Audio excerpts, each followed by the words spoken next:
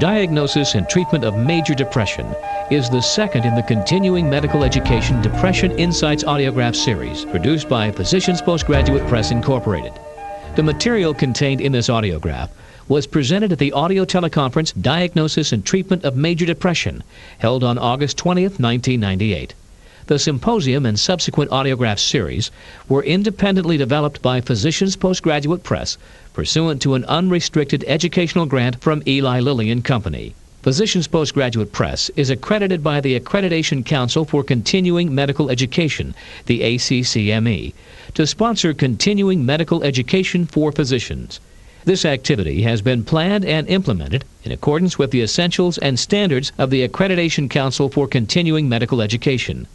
Physicians Postgraduate Press designates this educational activity for a maximum of 2 hours in Category 1 credit toward the AMA Physicians Recognition Award. Each physician should claim only those hours of credit that he or she actually spent in the educational activity. To obtain credit, please study the materials in this audiograph and complete the post-test as instructed on the insert sheet. After completing this continuing medical education activity, the physician should be able to identify the clinical characteristics associated with the different types of major depression, consider alternative methods of assessing major depression, and compare the classes of drugs used for the treatment of major depression in terms of safety, efficacy, and tolerability. The faculty are Alan F. Schatzberg, M.D., Department of Psychiatry and Behavioral Sciences, Stanford University School of Medicine, Palo Alto, California. Martin B. Keller, M.D., Department of Psychiatry, Brown University, Providence, Rhode Island. J. Sloan Manning, M.D., College of Medicine, University of Tennessee, Memphis. And A. John Rush, M.D., Department of Psychiatry, Southwestern Medical School, University of Texas, Dallas. For faculty disclosure information, please see the inside cover of this audiograph. The opinions expressed herein are those of the participants and do not necessarily reflect the views of the publisher and continuing medical education sponsor or the commercial supporter. Where possible, this tape was edited to eliminate extraneous noise and repetitive information. Please consult the full prescribing information before using any medication mentioned in this audio tape. Copyright 1998, Physicians Postgraduate Press Incorporated. Now, here's Dr. Schatzberg. Well, I'd like to welcome all of you to our audiograph session on the diagnosis and treatment of major depression. Depression is a common illness in the United States as well as in all countries of the world, with prevalence rates on an annual basis of some 6 to 10%, and lifetime prevalences ranging from 8 to 15%. Thus, in the United States, this year we would expect at least 15 million individuals to experience an episode of major depression. Major depression, thus, is seen in all types of medical practice and in all walks of life. And there are very few of us who do not know individuals, whether they be patients, friends, colleagues, who have not suffered from an episode of major depression. All of us are therefore touched by the disorder. To first review for us the types of depression, including major depression as well as dysthymia, I'd like Dr. Martin Keller to review for us the characteristics and the specific subtypes of depression. Marty? Thank you, Alan. The first distinction I'll make is between people with unipolar major depression and bipolar disorder, and we'll be concentrating on unipolar depression. In bipolar disorder, briefly, people have symptoms of either hypomania and mania during the time they're depressed or during other periods of time. For the unipolar major depressions, we can't identify any period of time in which they've met criteria for hypomania or mania. Now, within the group of unipolar depressive disorders, the main category that most people will encounter would be major depressive disorder, and that requires a 2-week period in which the individual is symptomatic most, if not every day, and has 5 symptoms of depression at a minimum from a range of depressive symptomatology, and also has some meaningful impairment in functioning. In addition to major depressive disorder, we now know that the chronic depressive disorders are rather common. Approximately a third of all people with major depression have a depressive disorder that lasts at least 2 years, and within the chronic depressive disorder group, there are essentially three categories of major depression. I think it would be useful, Marty, to go through some of the classification of chronic depression. Now, within the chronic depressive disorders, although some of these distinctions are arbitrary, and we haven't validated the distinctions as nosologic entities in terms of course, response to treatment, and family history, it's been found over the past decade that it's useful to divide people up into those who have dysthymia, which is characterized by at least 2 years of symptomatology. Most of the time, the individual can't be free of symptoms for more than 2 consecutive months. In addition to that, however, its distinction from major depressive disorder is that at no point can they meet full criteria for major depression. So typically they'll have 2 or 3 symptoms much of the time. If they've met full criteria for major depressive disorder at any point during those 2 years, you can't diagnose dysthymia. If they've been dysthymic for 2 years and then they develop an episode of major depression, that's considered to be double depression. And if they have a major depressive disorder which lasts for 2 years, that would be chronic major depression. Sloan Manning, in medical practice, do patients come in and say, I have double depression? Or how do they present? And what does the primary care physician, as well as the specialist, need to look for to make a diagnosis? Or what are the tip-offs that patients are suffering from depression at the first cut? Well, typically, patients don't identify themselves as depressed when they come in. Some of the cross-sectional literature on the prevalence or point prevalence of depression, mood disorders in general in primary care, suggests that minor depressions, and I hate that term because it suggests that depression is not a significant issue even when it's there in minor kinds of ways, but is actually probably most common with a point prevalence in primary care of 8 to 10%. Major depression varies between studies, 4 to 6%. Dysthymia, in some of the studies, has been estimated at a prevalence of 2 to 4%, but it's a little misleading because the studies, at least the cross-sectional studies done in primary care, have been on screened patients, and it's thought that a significant number of the chronic low-grade depressions like dysthymia might have been missed by the screening mechanism.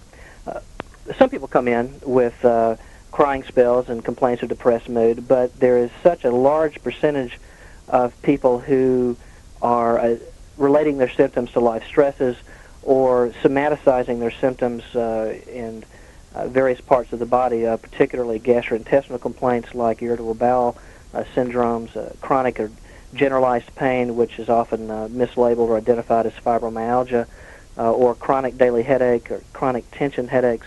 A large percentage of people in primary care come in not complaining of mood symptoms, but fatigue, pain, anxiety, irritability, and the difficulty in combating stresses in their lives that all depressed patients have difficulty with. John Rush, are there tools that are available to help the practitioner assess depression or the likelihood that a patient is depressed? Rating instruments, classification schema? What kind of things do you recommend? Well, I think the first thing is to have a high index of suspicion. And the people at most risk for a depression are those that have had a depression in the past themselves or have had a family member with depression. And of course, women are at 2 or even sometimes 3-fold the risk of depression as men, at least in the reproductive years. So the first notion is to keep a high index of suspicion in the high-risk group. Secondly, if you look at the screening tools that are available and ask which questions are most likely to identify people with depression, there are really 2 questions that you can ask even without a tool, and one is, has there been a change in your mood? Do you feel sad or anxious or irritable or just blah? The other is, what about your level of interest in things? Has that been reduced, or do you have no interest in things you used to find interesting? If the answer to both of those questions is negative, the probability that a person has a depression is pretty low. It's not zero, but it's low. If you want to become more formal about it and avoid having to ask the 9 criterion symptoms for major depression verbally, which takes time, there are a number of tools such as the Zung Depression Inventory, the Beck Depression Inventory, our own inventory of depressive symptoms. All of these are, if you will, itemized symptom ratings, and so the individual is asked, usually in a paper and pencil format, for example, what is your level of concentration? How's your appetite and weight been? What's your level of interest in things? How would you describe your mood? Is it sad or irritable or anxious? Do you feel slowed down? Do you think about suicide? Do you feel guilty, blaming yourself a lot, trouble with sleep, or trouble with low energy?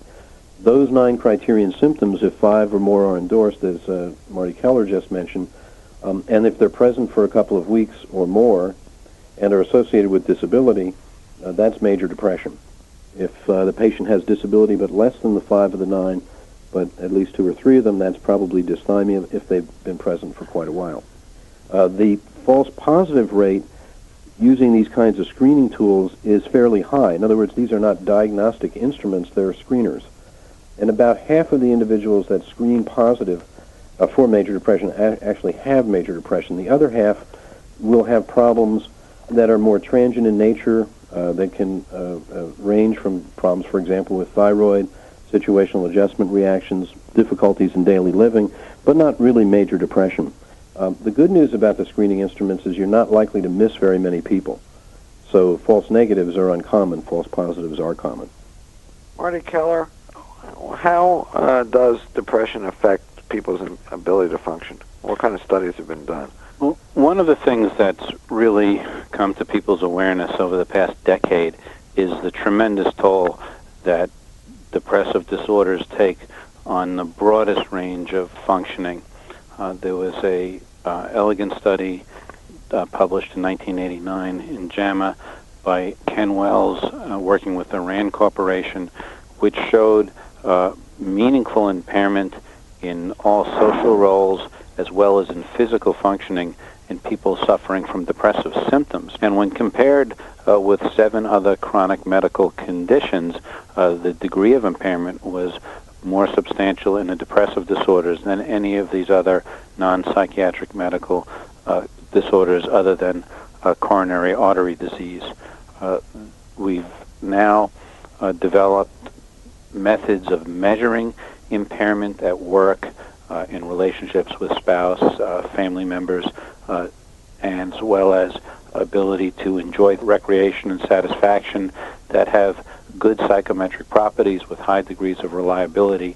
And the impairment is rather global from people suffering from depression for any meaningful length of time, as well as just having symptomatology. Is there an age limit for depression, John Rush? Does it affect all ages, not affect kids, not affect adolescents? Depression affects all ages. It's equally common in boys and girls up until the time of puberty, and then, as I mentioned, women become at higher risk than men. After menopause, there's a reduction in the ratio, but women still remain at a somewhat higher risk than men. And depression can occur at any time well into the 80s and 90s, even as a first episode. The one caveat is the later a person has developed the first episode of depression in their life, the more likely there is an underlying general medical problem that needs to be identified and treated. So my rule of thumb is if a patient comes in and they're in their first episode of depression after age 40, certainly after age 50, this is a general medical problem undiagnosed until proven otherwise. So I'm much more aggressive with the general medical evaluation in first onset patients when they're older. Sloan Manning, what kind of evaluation do you do with an adult patient who comes to your office with a first onset depression, a first episode depression? What are the types of illnesses you might want to look for or to rule out? Well, I think the guideline that Dr. Rush just gave is reliable. Certainly, we often do see depressions in people older than 50, but these first episode depressions late in life should raise red flags for a generalist in that regard. The kind of things you think about in terms of a general workup would include the things that we associate with good medical care in general, a health maintenance examination with a history and a physical examination, I typically am going to check for several very common metabolic disturbances that might be there. Certainly anemias can cause depressive-like symptoms. Thyroid illness is a big player, particularly in women as they get older, as a large number of women may be unrecognized or not have classic symptoms of hypothyroidism or even hyperthyroidism. So typically I'm going to check for thyroid illness, anemia, a general chemistry panel, that kind of thing. If there are health maintenance issues that need to be looked at, certainly in the older patient, somebody who needs yearly mammograms, yearly pelvic examinations, we really want to rule out diabetes, those other kinds of things. Most people that are seen in primary care with depression have had depression for a long time in multiple episodes, and the rule in primary care is for the illness to have a waxing and waning course with brief, rare, if you will, spontaneous remissions into an asymptomatic state. These people that in our setting are often sick for a long, long time, not recognized very early, and may present after 50 with a long illness or long illness history in this way. So first rule in primary care is be a good doctor for everything else, and I wouldn't be in the mode of extensively ruling out medical illness. And there's some common things we talked about: thyroid, diabetes, coronary artery disease in men with multiple risk factors. But if it looks like a classic major depression and a history and physical is not very revealing, that's probably the real thing. It seems to me that over the last 10 years, with the advent of the SSRIs, we've been treating a wider range of depressed patients, including the dysthymic and the double depressions, as well as the major depressions, with a considerable success, and that the field, at least for more severe or moderate to severe depression, has moved heavily to the use of psychotropics, antidepressants, and even in milder patients, these drugs seem to work as well. And although psychotherapy has a role, there's been a tremendous emphasis on the use of the antidepressants. John Rush, what are the kinds of things that you look for in a first-line antidepressant? What are the features from both a prescriber as well as from a patient perspective that you believe are of the greatest importance in drug selection? Well, obviously you're looking for efficacy, and the good news is with basically all of the newer drugs, these are really effective. One can expect about 50 to 60% of individuals beginning on any one of these newer drugs to have a response, that is at least a 50% reduction in symptoms, and that's often an associated marked improvement in function. The second bit of information is you want to be sure they have long-term efficacy that's established by randomized trials, because most individuals will not just take the drug acutely for 6 to 8 weeks and then stop, but rather take it thereafter in what we call continuation phase treatment for another 4 to 9 months. And for those with recurrent forms of depression, they'll enter maintenance phase treatment, which may last for years. So you want to have long-term efficacy. They're all about the same in that regard where it's been studied. The next key then is what drugs are safe? What are safe in overdose? Most of the newer drugs are. How about tolerability? How many patients will discontinue treatment acutely? You want to have a highly tolerable drug acutely, and of course one that has low long-term side effects.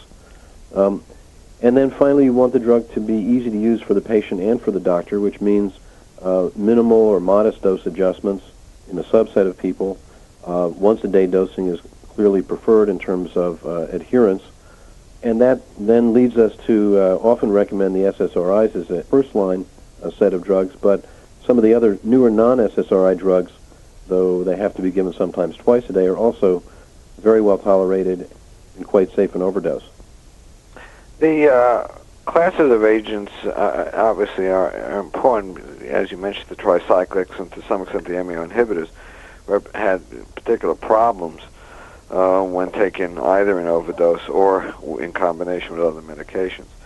The tricyclics, just to review briefly, include the first-order antidepressants such as imipramine and amitriptyline and their metabolites, the zipramine and nortriptyline, and there are about 3 or 4 other tricyclic antidepressants. These drugs inhibit primarily norepinephrine uptake and have some effect on serotonin as well, although mild in comparison, the one exception probably being clomipramine, which is a potent serotonin uptake blocker. These drugs are highly anticholinergic, causing intracardiac conduction delay and problems when taken in overdose. Not taken in overdose, they may precipitate a variety of anticholinergic kinds of symptoms or side effects, including dry mouth, constipation, urinary hesitance, cognitive impairment. And in addition, these drugs, particularly amitriptyline and doxepin, may have antihistaminic effects, resulting in their being sedating and probably promoting weight gain, which is a problem with this entire class of drug.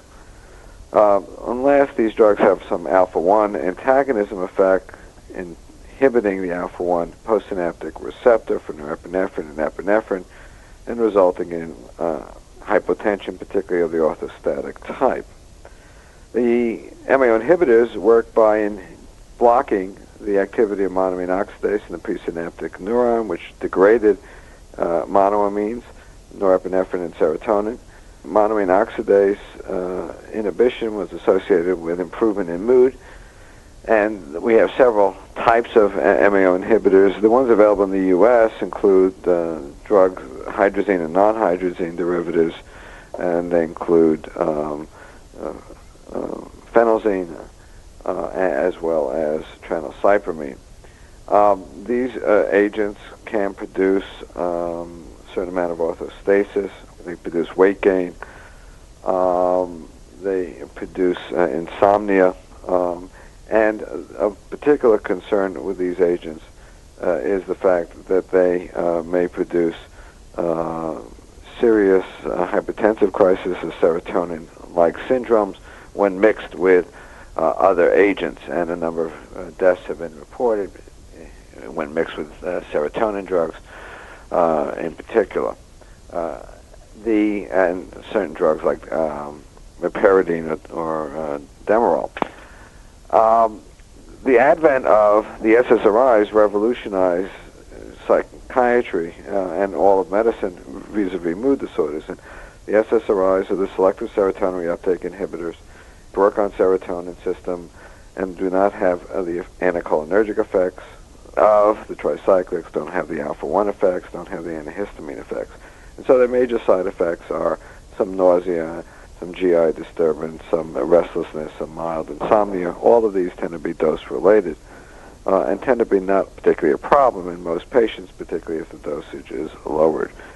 There are several other classes of drugs. There are some serotonin 2 antagonist drugs, for example, trazodone and nifazodone, which are generally sedating agents and may produce some hypotension because of some mild alpha-1 antagonism effects. And then there are some mixed uptake blockers like venlafaxine, which appears to inhibit norepinephrine and serotonin uptake blockade, but is not anticholinergic, or bupropion, which has some norepinephrine and potentially some dopamine uptake blocking effects. These drugs also appear relatively safe in overdoses compared to the tricyclics and MAO inhibitors. Well, having gone through that list of classes of agents, let me turn to Sloan Manning and say you've got this wide range of options available to you in both the primary care as well as in the psychiatry setting. Are there differences? Well, which class of agent do you tend to use first, and why? When you're selecting treatments for depression, you want to consider acuity level. In the area of choosing medicines, the biological underpinnings. In primary care, the issues of efficacy, safety, tolerability, once-a-day dosing is certainly a nice thing to have. But in addition, because medical comorbidities can be such a problem, we really would like not to interfere with our diabetic patients' response to oral hypoglycemics or to insulin. We really don't want our patients with coronary artery disease to have quinidine-like effects that would be common with any therapeutic dose of a tricyclic antidepressant. The SSRIs look good from that standpoint, and because the SSRIs can provide broad coverage of anxiety disorders, particularly panic and OCD. If you assume, and this is a good assumption, that the primary care depressed patient is also probably anxious and may have a mixture of types of anxieties and you want to cover your bases, the SSRIs look very good from the primary care standpoint at effectively treating the depression that you see and also the anxiety that you see in most instances. So we're really leaning toward the SSRIs as first choice medications for depressed and anxious people in primary care. Other thoughts? John Rush, do you lead with the SSRIs? Are there particular groups that you look at for the SSRIs versus some of the other drugs?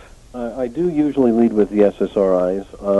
I have not found evidence and haven't developed enough clinical experience to become convinced that some cross-sectional symptom pattern makes you want to select a drug or avoid a drug. In other words, there's evidence that a lot of people with depression do have anxiety symptoms, but there's not a lot of evidence that their presence or absence tells us that one drug is going to be more or less effective than another drug. Usually when the depression gets better, the anxiety symptoms get better too, no matter what type of drug is being used or even psychotherapy alone for that matter. What I get the patient more concerned about and what I bring to their attention early is the fact I mentioned earlier, which is you're going to really win with only about half the patients that you begin any treatment with. The other half either won't tolerate the agent or just don't respond sufficiently.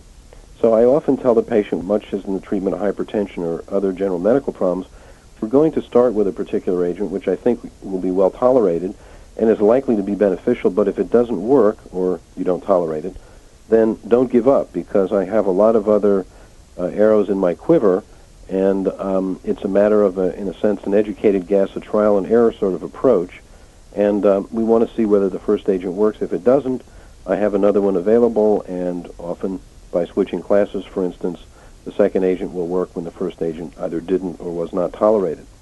The other point I emphasize is it's important not to just get better, but to get well. And so we're looking for a complete symptom remission and complete restoration of function, which is not an easy order sometimes. So sometimes a patient will have a response to a drug, but still have some symptoms. That may call for a dose adjustment. That may call for augmentation, adding a second drug to the first. Or it may call for switching from the first drug, which looked pretty good, a double or a triple, to the second drug from which we're now looking for a home run. So I consider working with the depressed patient as a multi-week, if not multi-month contract in which we are trying to identify which agent or combination of agents will give them the best bang for the dollar, if you will, and the lowest sorts of inconveniences and side effects and difficulties. Let me follow that up with Sloan Manning and Marty Keller and ask the question of both of you. What's your endpoint for treatment? What kind of improvement are you looking for? Marty? Well, I take up where John Rush left off. I think it's really important to appreciate that we have a very high likelihood of helping each individual return to a state of full recovery, and I always shoot for that. Now, sometimes it takes much longer. At times you can have an individual return to a state of feeling well, and then they might suffer symptoms soon thereafter, which we tend to think of as a relapse, or they might be well for a year or two or even longer and then develop another episode.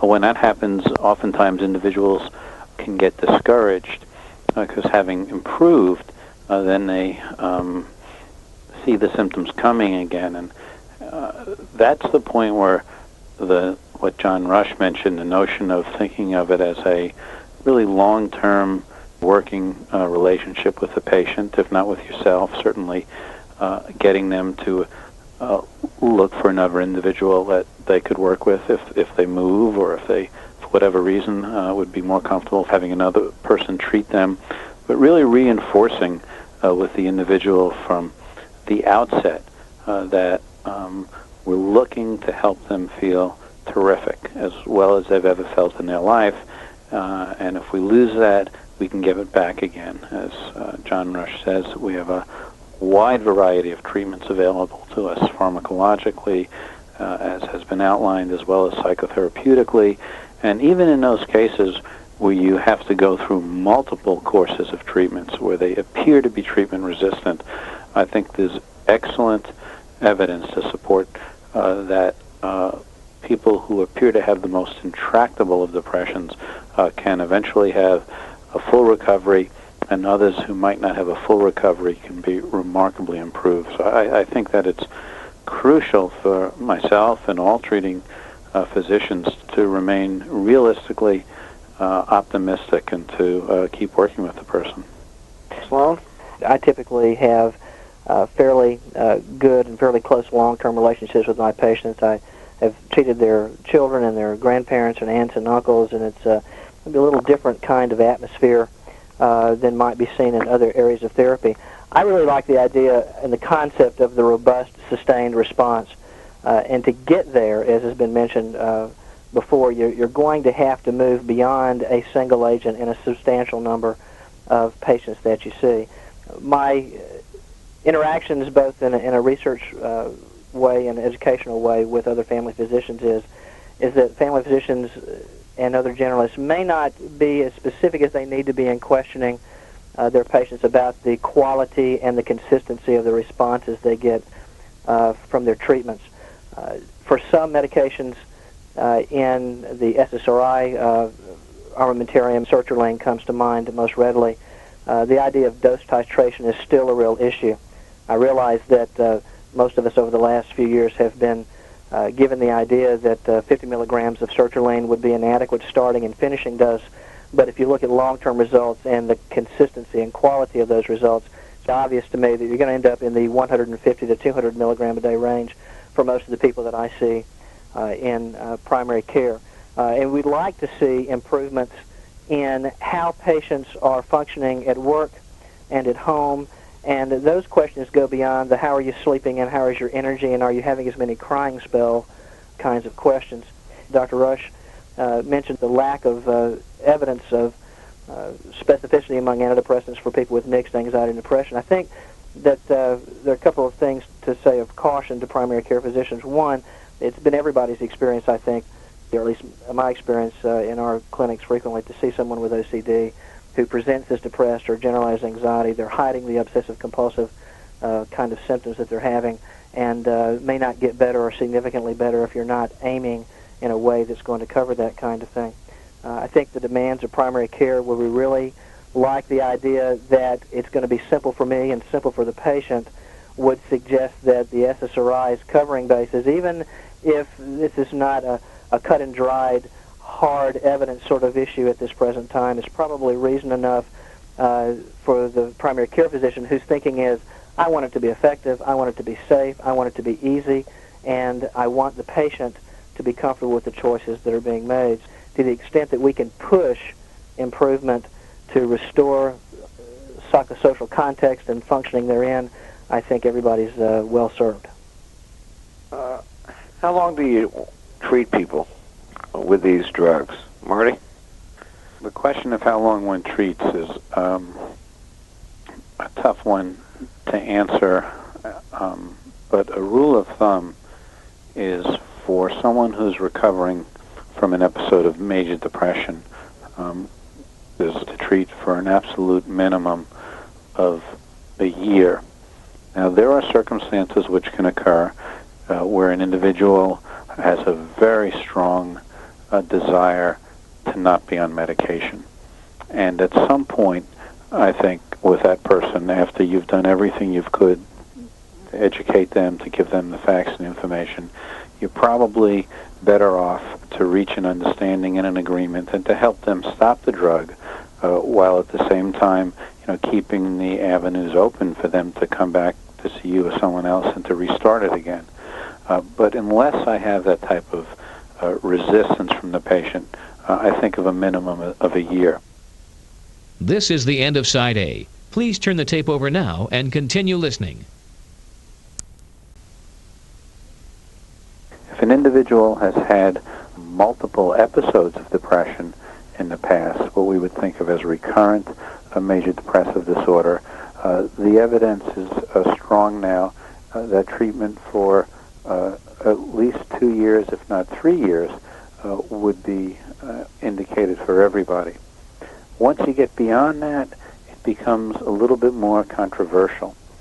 There is a very strong agreement amongst many of the leading researchers in the field as well as clinicians that if you have a history of recurrent depression or other risk factors for recurrence, you ought to think of lifetime treatment. The people say treat as long as 5 years. I think that's reasonable.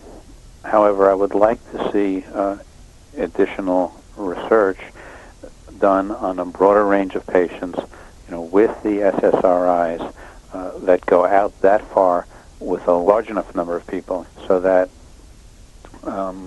we can say that more definitively. One of the things that happens as you keep people on antidepressants is that a small percentage of patients may switch into a hypomanic episode. We certainly see it in psychiatry. Do you see that in primary care? Absolutely, Alan, and that's not really very well talked about in the literature. We've done some research here and published in that vein, but there's a real dearth of information about that in primary care. I tell the physicians that I teach and the patients that I treat that once I start an antidepressant and we're getting into the therapeutic range, to expect a nice gradual improvement in symptoms that's probably going to take about 6 to 8 weeks of medicine treatment, perhaps 12 weeks, depending on how much we have to titrate the medicine does, and to plan to stay on the drug for 9 to 12 months at the minimum, and then we can decide about how things go from then on. When I see early, erratic responses, people who just seem to switch almost overnight, or particularly within the first couple of weeks of antidepressant therapy, into a sudden escape from depression. They're giddy, they're happy, their thoughts are racing, they suddenly switch from a very antisocial to a very social mode. I begin to wonder whether I've overlooked a bipolar patient in the process, and at that point have to go back and rethink the diagnosis and the approach to therapy. Sometimes withdrawing the antidepressant and starting a mood stabilizer is appropriate. Sometimes keeping them on an antidepressant and then adding a mood stabilizer might be considered. But it is seen, and it's seen on a regular enough basis, that generalist physicians should monitor their patients in the early courses of early weeks of therapy, particularly in a close way, so that they can pick up on that clue. Although not everybody agrees, I think enough people agree that that's meaningful, that it's something to really watch for. Do you recommend that if primary care physician sees a patient who's switching or seems to have sustained hypomania, that they refer them to a psychiatrist? I do, depending on their own level of comfort and clinical expertise. Most of the people, certainly in primary care, when they see something like that, maybe less familiar with prescribing lithium, valproate, carbamazepine, or some of the other sort of alternatives, and should definitely consult to make sure that they're not making bad choices in treatment of their patients. But certainly there are generalist physicians out there who are comfortable enough with the territory, have used these medications, that they might want to give a trial of these medicines with or without the antidepressant until something is seen. I'm very, very much in favor of staying within your own clinical boundaries whenever you treat a patient, and if the patient is refractory or a diagnostic dilemma or so acutely ill that you know you can't take care of them within the context of how you practice, then consultation and referral is always the thing to consider. Marty Keller or John Rush, if you look at chronically depressed patients, doubles or chronic majors or dysthymics, do they respond as do acute major depressions? Are these drug non-responsive patients? There's excellent evidence emerging over the past couple of years from a study of chronic major depression and double depression, and from separate studies of people with dysthymia, that the response rates to antidepressant medication are comparable for these chronic depressive disorders to what you see in major depression of shorter duration. The findings were a bit of a surprise. I don't think we had anticipated we would see response rates quite that high. One of the things that has been found is that after 12 weeks of treatment, a meaningful proportion of people have what we think of as a partial response. And in those individuals, we found that if you continue treatment for an additional 4 months, a very high proportion will go on to have a full response, far greater number than those who lose the response and are no longer well. So we really are able to demonstrate the value of treating these people. I know John Rush has in particular looked at certain aspects of this, and he'd probably like to elaborate a bit. Just to add one caveat, and it comes from the study that Marty talked about and some others, and it makes some clinical sense. The more chronically depressed an individual has been, the longer it may take for them to show the full benefits of medication treatment. So the key in these patients is not to prematurely switch from a potentially effective drug to another drug. You'd want to go out, I would say, 6 weeks and look for a 30 or 40% improvement, which is substantial but not terrific. But it's a go signal to keep the patient with chronic depression on that medication for another 6 weeks. And then, as Marty mentioned, those that have benefited substantially but not remitted, after 12 weeks, almost two-thirds attain a remission over time. So like other chronic medical diseases, the more chronic the illness, the slower the response. But the fact of the matter is the response is good for these individuals. And so medication clearly has a role in the treatment of these chronic depressions. And we should not misdiagnose these patients as having personality disorders or chronic difficulties in their environment and assign them to no medication trial, because we have evidence now that medications work. When you're starting out treating a patient, either acute or chronically depressed, with an antidepressant, what are your own expectations in terms of the starting dose versus the finishing dose, and the starting drug versus the finishing drug? I.e., do you just start the patient and expect that where you start them, they're going to respond, or do you have to kind of develop a management system in terms of handling patients? Sloan? I had mentioned the definite need to titrate sertraline earlier in the conference. In relationship to some of the older tricyclics, nortriptyline, for example, I'm typically going to start the medication that's 25 milligrams a day and titrate over a week or two to 75 milligrams a day. And although you'll find people who develop tolerance and may need their doses adjusted with time, most people end up taking 75 to 125 milligrams of nortriptyline a day. With fluoxetine, the longer half-life, most people can be started at 20 milligrams a day and move to 40 milligrams a day if they need to. I lean toward using medications that are going to require less titration. I think, as we've mentioned before, primary care physicians may tend to push doses less, and that may be changing, I think, as time goes on, but it's certainly made easier by using medications in whom the starting dose and the ultimate therapeutic dose are fairly close, and we have several candidates like fluoxetine for which that's true. Seems to me that fluoxetine is probably the closest. About two-thirds of the patients respond at 20 milligrams per day. Not all, and some need a higher dose, sometimes a lower dose. So that the starting dose for fluoxetine for most patients is often the therapeutic dose. Paxil has some of that, although some patients may require 30, and certain patients, panic disorder patients, may require even higher doses, 40. But I think those two drugs are about the closest to where the starting and the final dose are going to be very similar and at times adequate. For most of the other drugs that we've introduced into the market, starting dose is not the final dose, that we have titration like we had with the old agents years ago with the tricyclics, so that it's important for the clinician to keep in mind that for most drugs there will be a fair amount of titration, except for these two SSRIs that seem to be a bit different. I agree with you, and I think this is the area, though, where the art and the science of medicine really come together in a great opportunity, because you have to judge the individual and see how able they are to tolerate perhaps moving up slowly, to seeing if you can get a fuller response in a lower dose, and at the same time, you want a complete and sustained recovery. For most drugs, even the kindest and gentlest, as we do increase the dose, we will see some increase in side effects or adverse events. What about the notion for all of you about one drug being enough? Most patients often require some other medication, at least often early in treatment. Is that your experience?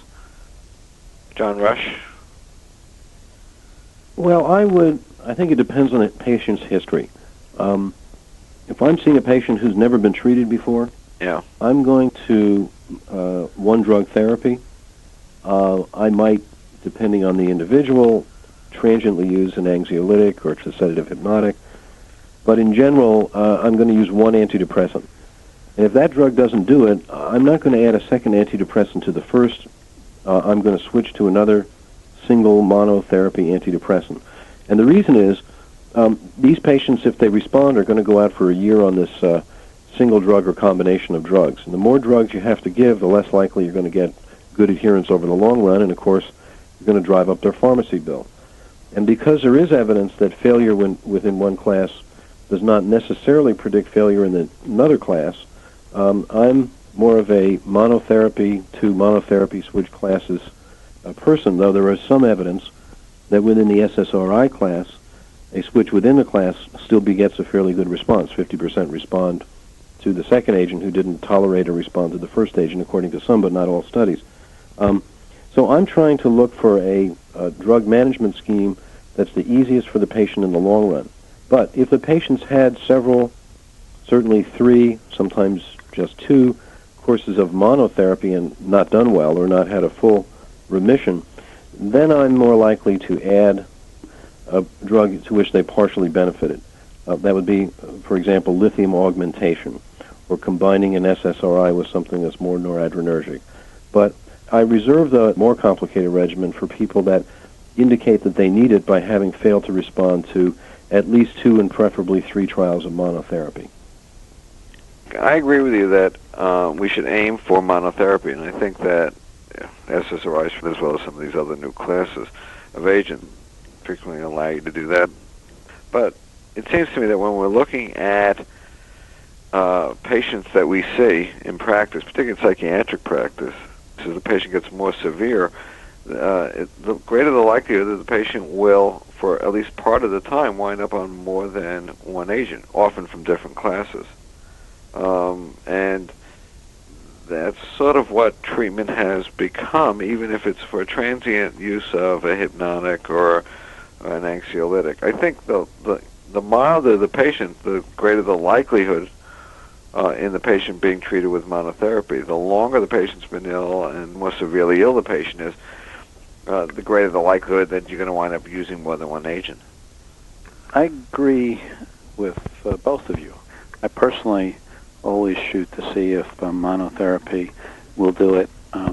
Switching even within a class, as John Rush says, from one SSRI to another is often effective. Switching from an SSRI to a tricyclic can be very effective as well. And I agree, Alan, that if need be, having more than one agent, sometimes more than one antidepressant, is absolutely the right thing to do. In doing that, however, you need to be very careful, as you're adding drugs, that you can monitor and differentiate the adverse events from the symptoms that the individual has. Sometimes we move up too fast and we leave people with the side effects of the medication, and those then become difficult to differentiate from the depression itself. So I'm not discouraging the use, I'm just advocating a tremendous caution and very careful monitoring. I use a checklist to do that, both of the symptoms and of the side effects. I agree with all 3 of you. For the patient who is partially responding at, say, 6 to 8 weeks, I'm much more likely to augment because I've built a therapeutic alliance on the hope for the future, and I hate to lose ground when I switch between two medications, discontinuing one and starting another. For a patient who at 4 to 6 weeks has no response whatsoever, I'm much more likely to switch either within the SSRIs to a different member of the class or switch to a different class of antidepressants. I find in primary care, though, I get much better results when I've done my homework ahead of time, when I have done a good job of looking at the psychosocial context of the patients, when I've decided on the front end whether there's a need for some additional counseling, either short-term or long-term, and when I have done my job as a generalist physician to make sure that I've looked at the issues of coronary artery disease, diabetes, and thyroid. So although I do certainly use this concept of rational polypharmacy and I'm quite comfortable with it, I like to lay the groundwork and think that a lot of augmentations, at least in my realm of primary care, might be avoided by the judicious, early, and sensitive addition of short-term psychotherapies and maybe some long-term psychotherapies to medication. So that feels good to me in what I do, but I realize that what I do for a living and what y'all do for a living very often are different. There is evidence in some early studies from Giovanni Fava and others that if the patient responds but does not remit and has residual symptoms, if you add short-term symptom-targeted therapy to their regimen, leaving the drugs constant, the residual symptoms will often evaporate, and their prognosis is improved as a result of that. And there's some research to back you up now. John Rush, what kinds of patients would you recommend considering psychotherapy? Well, I think you've got to look at psychotherapy in terms of the objectives. In some ways, patients managed just on medication require, of course, education and counseling and information about their illness, the prognosis, how to monitor side effects, how to monitor their symptoms. Some might call that psychotherapy. I call that good clinical management. Everybody deserves that. There are people with milder forms of depression that are not so chronic or treatment-resistant, where psychotherapy of a symptom-targeted type, behavioral, cognitive, or interpersonal, time-limited, may be all that they need, as long as they're not severe or psychotic, and the idea is acceptable to them. But again, you have to measure outcome because not everybody responds. The ones where I think the combination of medication and a symptom-focused therapy is essential are people who've had chronic or complicated depression. So they've been ill for quite a while, they've suffered life reversals because of the depression, they're often discouraged and demoralized, they might have failed on prior treatments. So these individuals require some initiation into the treatment process, then sustaining that collaboration, and then changing the focus of the therapy to remediate some of the difficulties caused by the chronic illness, marital problems, occupational problems, low self-esteem, and so on. I think these people are particularly benefited by the combination. We need more studies to prove that these recommendations are valid. Let's switch over to adolescent depression for a few minutes.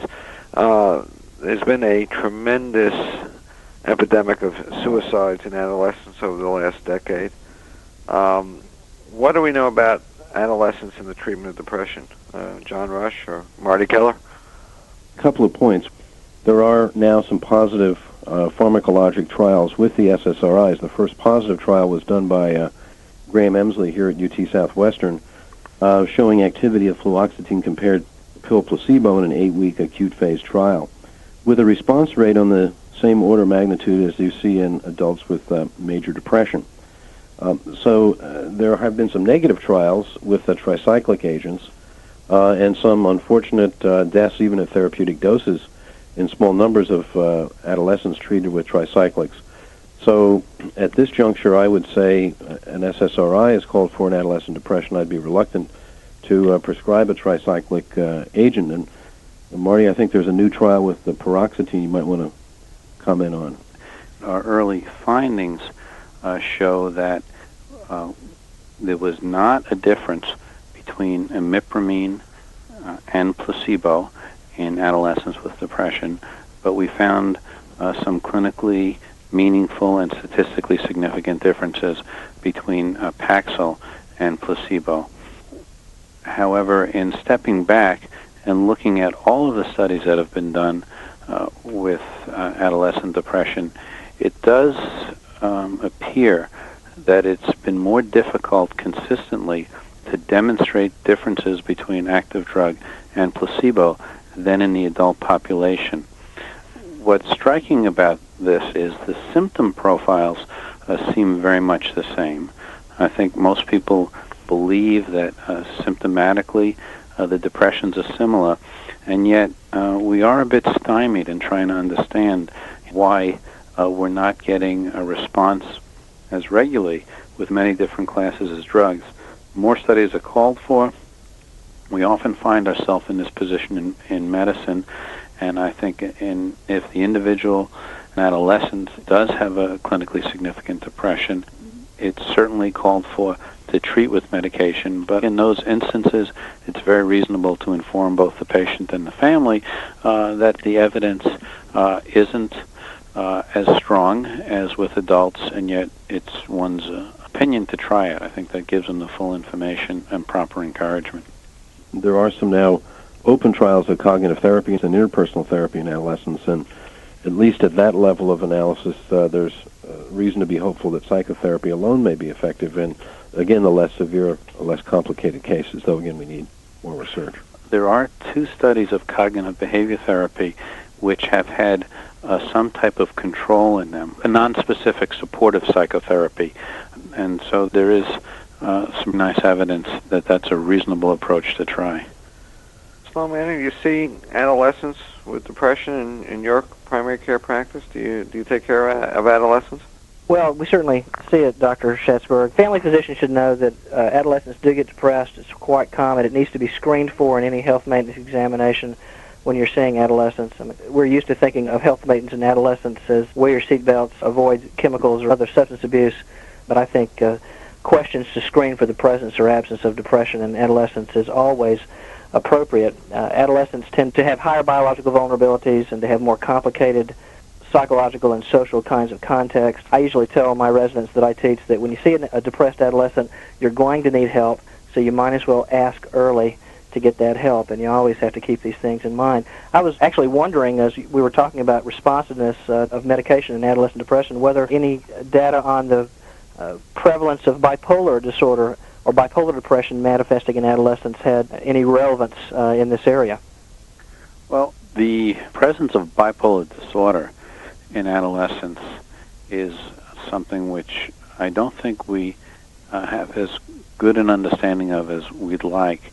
In our experience currently, where we're doing a couple of randomized clinical trials and naturalistic studies, we do find that the clinical picture of bipolar disorder in adolescents, both the manic phase and the depressive phase, is often far more complicated than what you see in adults. The manic component tends to have a mixed symptom profile. It appears to be quite refractory to treatment, far more so than with adults. And I don't think there's very good information on separating out bipolar depression in adolescents.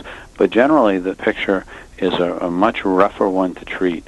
A very low proportion of people in adolescence will respond to just one medication. I think there is a good example of where we often need polypharmacy just to get and sustain any type of meaningful response. So the presence of bipolar depressive illness in an adolescent might account for some of their resistance to drug treatment, I guess. Absolutely. One of the things I think is very important for the audience to keep in mind is that if you see a patient with a severe depression in adolescence with psychotic features, that those patients have extremely high rates of switching to bipolar disorder within 5 years of follow-up. And there are a couple of studies on this, so that this sort of withdrawn, catatonic, psychotic depressed adolescent should be considered almost bipolar until ruled out. Despite all of our cautions about the quality of the treatments not being quite what we'd like, the seriousness of either depression alone or bipolar disorder in adolescents is absolutely profound. The risk of suicide is great, as you mentioned earlier, and also the illness is striking individuals who haven't accomplished critical phases of development. So you strike at the heart of people when they're still trying to solidify an identity. They haven't made it through high school, or they're just starting college, not having completed their education. They haven't yet established a job, any type of career.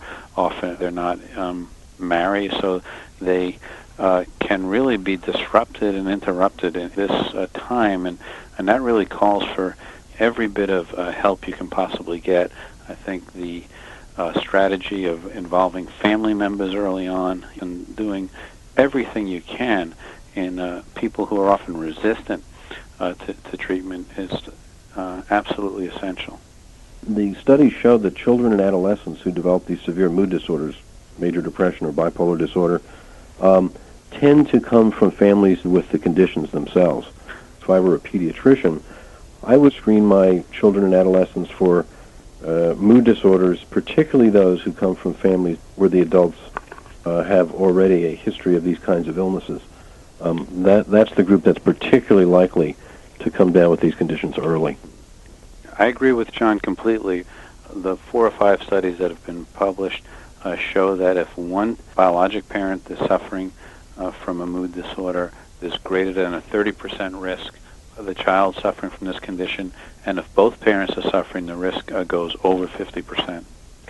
I think it'd be worth mentioning that most depressed adolescents that I have seen, at least initially and usually referred out, have been discovered, if you will, by their parents, and I'm treating their parents for other various mood disorders. It might be worth suggesting to make sure that the parents who have affective disorders or who know that their family histories are problematic in that way might be especially sensitive and careful about noticing changes which might indicate depression in their children, particularly as they go through adolescence. I know that the escalation in depression among women at the time of puberty has been mentioned already, but parents make good screeners, and I always take it very seriously when one of my patients with mood disorders comes in and says, you know, my 12-year-old is looking like she might be kin to me, and that's a pretty good piece of information to have. One of the issues that we've talked about is drug selection, and there are a lot of old saws out there about potentially SSRIs are being less effective in anxious patients or perhaps promoting anxiety in depressed patients. And yet, these agents, several of these agents are approved by the FDA for use in classic anxiety disorders, panic disorder, for example. And there are now data indicating some of them are effective in social phobia, and several of them are also approved for obsessive-compulsive disorder. Are these drugs anxiogenic, or is this just an issue of dosing? What is your view on this? Sloan? My experience is that any antidepressant can escalate anxiety symptoms in a particular patient depending on when it started and what kind of dose that it started. And for my patients who are particularly anxious, I'm going to start lower to try to avoid those kind of things. The studies that I have seen don't suggest that any one particular member of the SSRI category is more prone to causing anxiety than any other. I like Dr. Rush's idea of the short-term judicious use of a benzodiazepine to try to cover for anxiety. Okay. John, any of your thoughts? If you look at the randomized controlled trial data, there's really no evidence the SSRIs cause anxiety in depressed patients as a group. There are individuals who early on in the treatment may not have their anxiety symptoms as rapidly reduced with the SSRIs as with some other agents. And that may lead the doctor to get anxious and decide to not use the SSRI in that kind of patient, which is not logical. Because the evidence is if they begin the SSRI, especially in more modest doses, and respond, their depression, their anxiety will go away. We're treating a whole syndrome here, not just some symptoms. But clearly there are patients, whether they have anxiety or not, whose depression does not respond to the SSRIs. And there again, we have to remember all the other drugs that we have available. So I'm reluctant to use cross-sectional symptomatology to pick a drug, but I am not reluctant to consider the trajectory of a person's response and use, if necessary, once it's seen to be necessary, transiently an anxiolytic or a sedative hypnotic to tide the patient over. And I'm talking about 3 to 6 weeks of treatment, not months. Right, short term, just to get through a tough initiation period. Exactly. And only eventually these patients will respond. I agree with you entirely. Any other thoughts? Along the sort of theme that everybody has brought up in one context or another, I just give the strongest encouragement to everyone who is diagnosing or treating a patient to find a way to develop the working relationship with the patient and, if possible, the family, so that when you run into problems or difficulties, you have their confidence and trust. People can bear some of what at times is the absolutely most horrible and unbearable pain of depression, and they're willing to stick it out, to go from one treatment to the next if need be, at times to wait it out to see if they can respond without switching treatments. Developing a doctor-patient relationship that's a trusting and caring one is essential in my experience with almost anyone if you treat them long enough. And for some people it makes the difference between saving a life and improving the quality of life and losing someone and have them drift away. That's so important, Dr. Keller. Family physicians like myself, maybe others in generalist practice, were sold a bill of goods in the early 1990s, maybe late 1980s, and we were essentially told that if you just look for the patient depressed and put them on medicine, then everything was just going to be just fine. Well, it turns out everywhere in psychiatry and primary care that treating the depressed patient is a lot more like treating the diabetic patient or the hypertensive patient than it is treating a cold or the flu. And the therapeutic alliance is an absolutely essential part of that. The idea that treating depression is going to be tough may not be good news to physicians who would like to be comfortable with easy answers, but it is honest news. And people in my area, in the non-psychiatric area, can learn to be comfortable, to lean on that alliance and depend on a good alliance to get over rough spots and disappointments in treatment. And ultimately, if you play the game within your clinical boundaries and have a good relationship with the patient, then you're usually going to get to a good result in the end. The family is very important in this. If we get frustrated seeing the patient every week or two, imagine what it's like living with someone with depression. They're not trying to be difficult, but they have a terrible illness. And I think to engage the family early, to gather a history, to tell them the treatment plans and what is to be expected, to tell them what to do if things get worse, and ask them whenever it's appropriate, as long as it's all right with the patient, to come from time to time to give us their opinion about whether there's real progress. The person with depression is not the most accurate reporter of events. They have cognitive biases, and often it's the family or the physician that will see changes before the patient does. That's known from research studies. So I think to engage the family, to make them part of the partnership in long-term disease management is a very important element for both primary care and psychiatric providers. As bad as the treater feels, or as frustrated as the treater feels, it's important for the treater to keep in mind that the patient probably feels a lot worse and is a lot more frustrated. And I think one of the best examples you see is when people starting out in training or in practice get impatient with a particular type of patient who's a severely depressed patient, quite agitated, quite obsessive, ruminative, and can't make up their mind. They can't sign into a hospital, can't decide, and it becomes very, very frustrating for the treater. And I think it's very important for the treaters to step back to think through how they're going to schedule their time, deal with the patient. Depression is not an easy illness to treat. It's certainly a bad illness to experience. I wanted to thank our panelists today, Sloan Manning, Martin Keller, John Rush, and this is Alan Schatzberg, your moderator, and we look forward to being with you on audio programs in the future. Thank you very much. This concludes the audio tape presentation. Please refer to the print piece included in this audiograph package for complete references. Now, fast forward the tape to prepare for re-listening.